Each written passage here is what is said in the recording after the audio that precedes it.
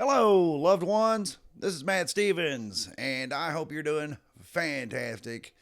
I'm doing very well myself. And I just wanted to say that it all makes sense. It all makes perfect sense. I'll explain.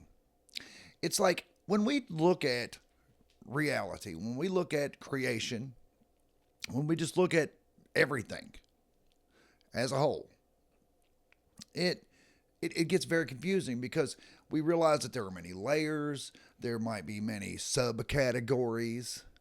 It's like you might have this layer of reality, but then you've got like little pods in that layer, all of which are their own little reality in their own right, I suppose.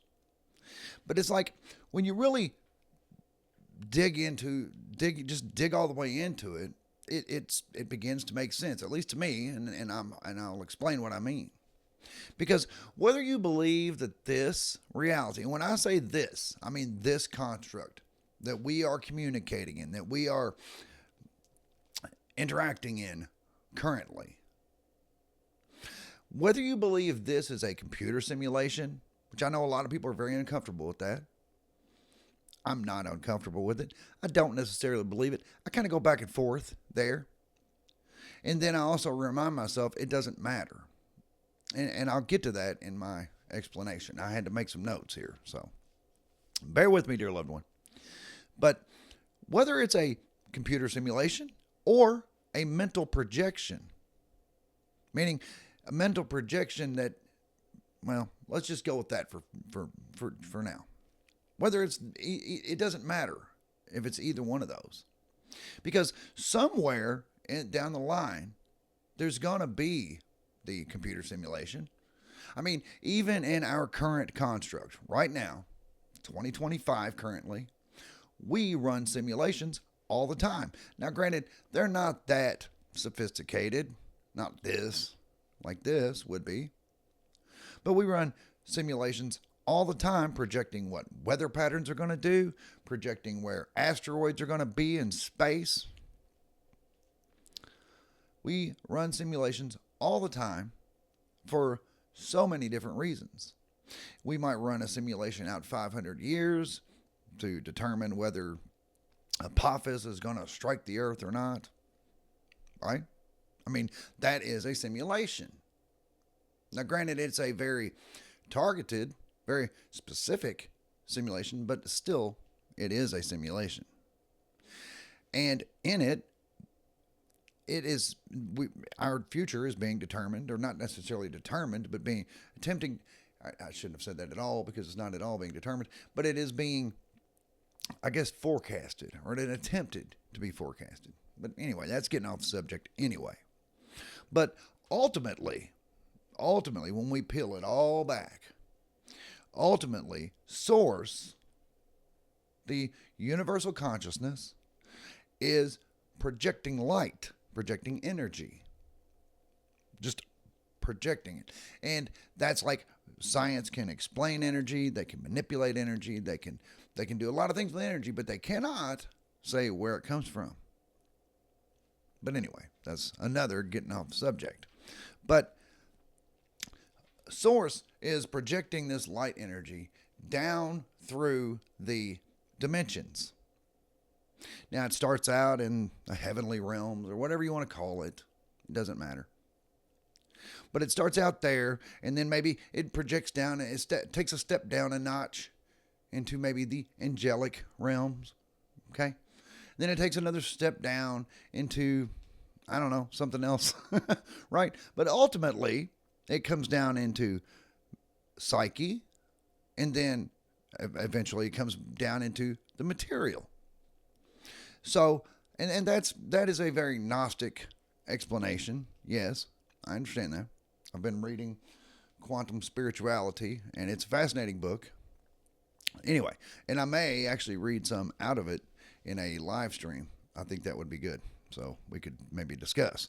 But anyway, it's projecting this light energy down through the dimensions.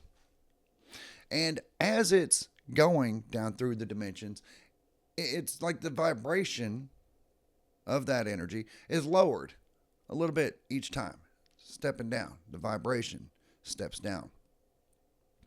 And this material realm, this physical realm that we are currently in, is, I guess, pretty far away from the source. That's why it begins with source, then angelic, and then spirit, and psyche, all of that. And eventually it gets to this, which that's why you hear a lot of people say that we are in the reason why we are physical is because we're very dense, because we're a very low vibration. Kind of like if you see a rock is still vibrating. It's so low of a vibration that it appears to be very dense. But if you put it under a super microscope, you'll see that it's not dense at all. But again, that's getting off the subject. Hey, dear loved ones, since we're on the subject, because we're not, would you please, pretty please, go ahead and hit the like button for this video. I would really appreciate that. That would really help a lot. And subscribe to this channel if you have not yet done so. And also share this video with someone, the standard rigmarole. What is it? Like, comment, subscribe, and share, and all that good stuff. It does help to get the word out. And I think these conversations are good. So there's that. Anyway, but this material realm, the physical, is physical in nature because it's so far from the source that that vibration has stepped down to the point where it's physical. But then again, it only seems physical. It only seems solid. It seems real to us because we are currently immersed in it. People who have had out-of-body experiences or astral projection, all of those states. You see, when we imagine that, we imagine some really mystical or etheric or just whatever. We imagine that's how it would look and feel and all that. But people who have had those experiences will tell you that when they're in that state, it seems very real. It seems just as real as this state does when we're in it. Meaning, it doesn't look weird. It doesn't look etheric or whatever you want to call it. It looks very real. So, by that logic, I suppose, I got to believe that once we are out of this state, this realm, once your avatar passes away and you jack out of here, you may look back on this and think, dang, that felt really real while I was there. But now maybe if you're looking in on it, it's not so, how can I know? But from that perspective, you may be looking in on this physical realm and thinking, geez, that looks really weird. It was so real when I was there though, but now it's not. Anyway. But yes, other states seem very real too when you're in those states. That's all. But if it is a computer simulation, I got to believe we have come here voluntarily and enthusiastically. I got to believe we're here on a mission of discovery, maybe experimentation, meaning we may exist on a physical plane outside of this. And we may have advanced to the point where we are able to simulate our world. So, how could you do things at a accelerated rate? Or how could you experiment with things but not do any damage? You'd go into a simulation. Go into a simulation and then have, by time dilation, meaning live an entire lifetime in a day. You do it all the time in video games, right? In video games, you can live a year or whatever in the course of you sitting down with that controller in your hand or the VR goggles on and, the whole living in this simulation. You can have that time-lapsed effect. Same thing goes here. You could be in here for really just one day, but living an entire, say, 100-year lifetime. and gaining all that knowledge and all that wisdom. But and then that's the discovery part. But then there's the experimentation part. It's like, well, we could go in there and mess with the environment, mess with nuclear physics, mess with just whatever. And if we mess things up in there, well, that's unfortunate. But at least it's all contained in that simulation. And there's no real damage done out here. That could be this reality. I mean, I got to believe it's kind of a mix mash of all of that. But we have gotten so wrapped up in this material world. We've gotten so wrapped up in this physical life. We have allowed fear and anxiety, religion, just so much to weigh us down and just beat us into submission that we accept this construct as the real reality. In fact, in a lot of cases, we're shunned for even insinuating otherwise. But it's like, well, if this were a really real, solid, immovable object type reality, then there would be no Mandela effects. There would be disorder in the universe, in the cosmos. Everything is perfectly designed.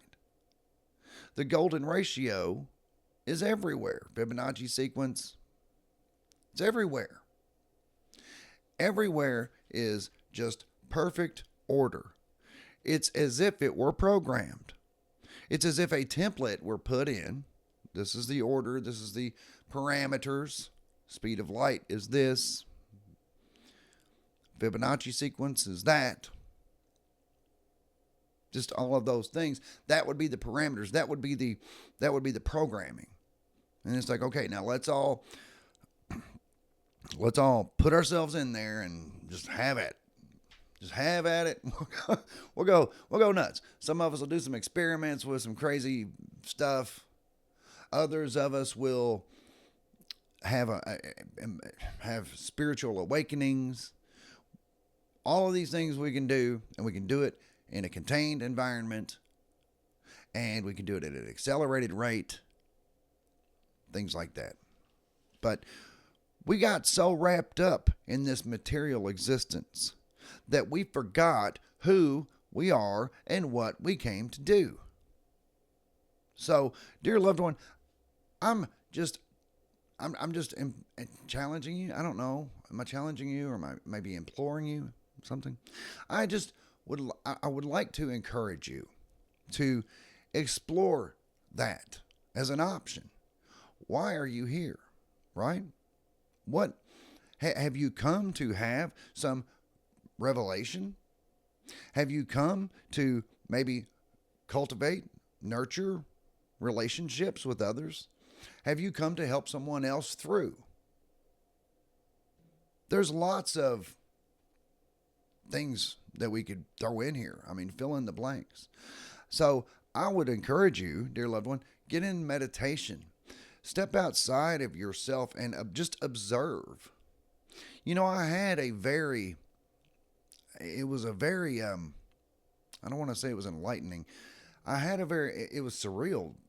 It was a moment I had the other day when I felt like, and I've done this before, but it's been a while, where I really felt as if I were looking through the eyes and just interacting through someone else's body. As if I'm not really Matt Stevens, I'm just Matt Stevens here. That's the role I have assumed in this construct, in this lifetime. That now my personality and the relationships that I'm cultivating, yes, I got to believe they will carry on outside. But this identity, which that is part of your personality, yes, identity and personality, very similar, I understand. I gotta believe there's some bleed through. But I mean, it's just like on the video game again. If I were playing this character built into the World of Warcraft game or whatever, and you were playing the same character, those two characters would go on very different paths. Why? Because our personality, our our essence would come through in that avatar. But anyway, so let's awaken and complete the mission. Get in meditation, step outside of yourself and observe. Just observe yourself, observe your thoughts, observe around you, and ask yourself, is this real? Is this me? If it is, fine. As I've said, I don't necessarily think that this is a computer simulation.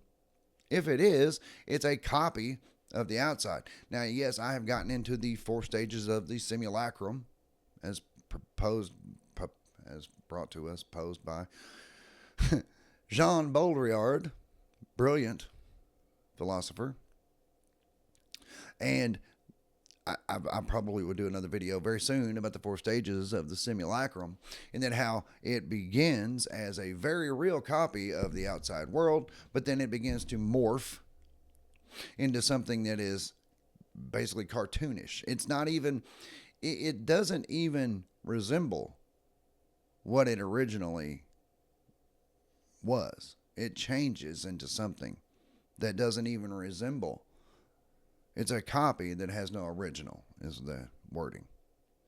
And I'm, even at my age, at the young old, even at 50, I've seen enough to know that, dang, it has really morphed.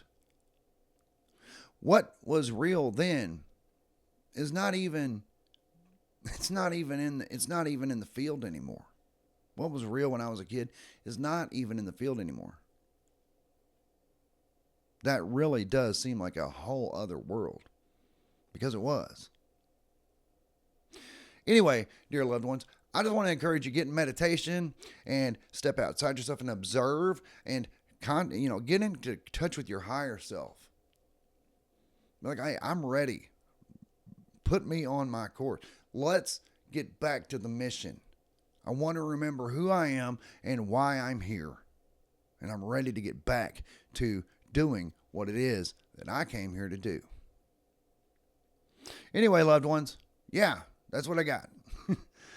And if you haven't yet hit the like button, please do so. If you haven't subscribed yet, please do so. If you feel like someone who would like to watch this or join a conversation or anything like that, please share it.